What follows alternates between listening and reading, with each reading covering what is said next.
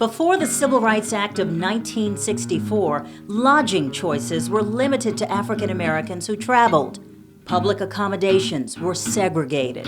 Entertainers and vacationing families had few places to stay. As a result, African American families began sharing their homes, eventually establishing guest houses and hotels. The Whitelaw Hotel in Washington, D.C. was the first luxury hotel for African Americans in the nation's capital. And in New Orleans, Ellis Marsalis Sr., patriarch of the legendary jazz family, opened the Marsalis Mansion Motel in 1944. There was the Wells-built Hotel in Orlando, where performers like Ella Fitzgerald and Ray Charles stayed. And in South Florida, the La France Hotel served as a seasonal home for northern laborers and a resort for black vacationers. The Dale Hotel in Cape May hosted notable guests like Booker T. Washington and W.E.B. Du Bois. Called the Harlem of the West, the Douglas Hotel and Creole Palace in San Diego offered black visitors and celebrities a place to stay and a stage to perform. And although black musicians could perform in the resort town of Ocean City, Maryland, only the Henry Colored Hotel provided accommodations to African Americans. Today, this rich cultural legacy continues. African American B&Bs are a thriving part of the hospitality industry. Step inside and take a look at these inns of color.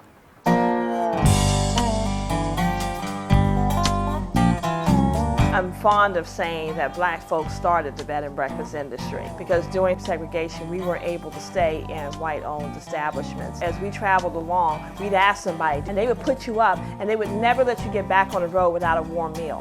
So that to me is where the bed and breakfast concept evolves from.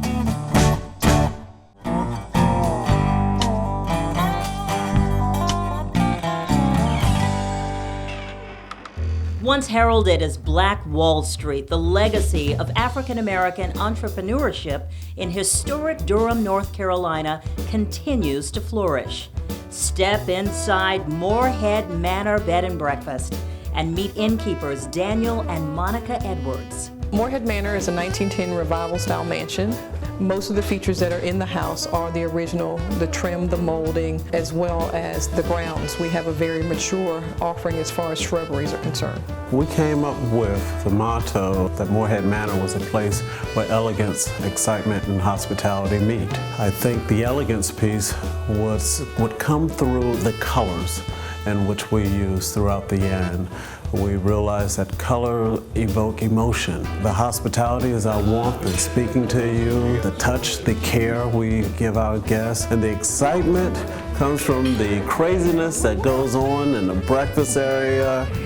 Hello, and welcome to Morehead Manor. I'm Daniel. And I'm Monica. And follow us. We'll get you checked in. As far as Durham goes, after I moved here, I found out that Durham, of course, was considered the Black Wall Street back in the mid-60s and that era. And we had quite a few political people, artists, and musicians that would come to the area. While Wall Street may be synonymous with New York City's financial district, in Durham, North Carolina, there was Parrish Street, once an enclave of vibrant entrepreneurial businesses. It was once known as Black Wall Street. There are over 30,000 inns in the United States, and less than 1% of them are African American owned. African American travelers that go to bed and breakfasts are growing now. A lot of people are trying it and discovering it and say, oh, this is really cool, I enjoy doing this. We're it.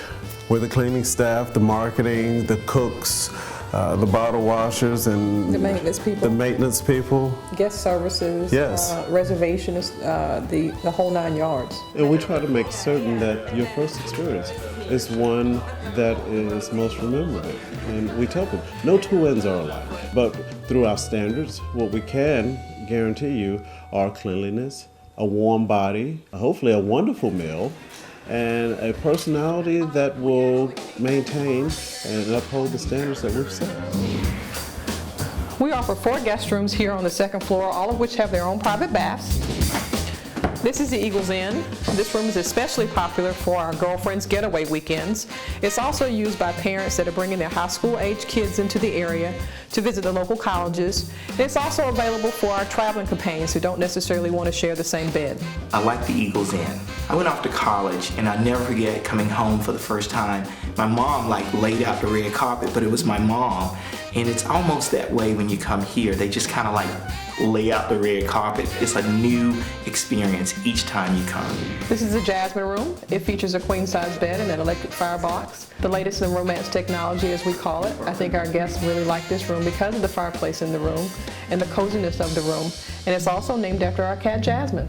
We also offer a small business center at the top of the landing here for our guests that need to have internet access. For those business travelers that come with their laptops, we offer wireless internet service as well. Now we're taking you into the Magnolia Suite, which is the largest of our 4 guest rooms here at the inn. It features a wonderful 4-poster wooden canopy bed. This room also has a firebox for our guests to enjoy. It even includes a sitting area. We also like the Magnolia Suite where we stayed last night. The beds are very comfortable. It's a very nice space. You don't feel hemmed in, and you don't hear much noise from either other guests or the street or anything. This is a tiger room here at the inn. This room here is featured by 3 walls of windows. It has a light, airy feeling. We have a wrought iron canopy king-size bed in this particular room.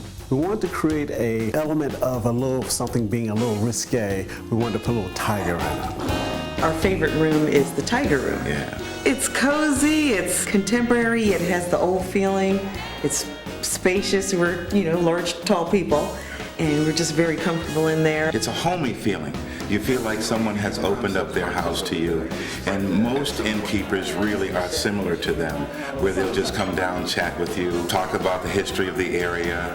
And we've actually only done really 1 bed and breakfast outside of this, but it's definitely something that we always look for when we think about traveling out and about. That it just gives you that homey feeling, and especially the breakfasts are usually very wonderful and freshly made. Just like home. Just like home. You never know who you're going to meet at the breakfast table. It's like a cocktail party with coffee and waffles in the morning. We always try to sit down with our guests for breakfast and just talk to them about what their plans are for the day, give them ideas about what they might want to see, find out from them what their interests are, so that we can be ambassadors to the city. This is Jacob's Library, another one of our sitting areas for our guests to enjoy. We have magazines here, as well as board games, as well as novels that they can sit in front of the cozy fireplace and enjoy a cup of tea and read a book. To be an innkeeper, it takes passion, and once you find that niche as you go through life, it's more than just a job. It's more of a lifestyle. It's something that we love, and to say I'm an innkeeper is something that we wear proudly.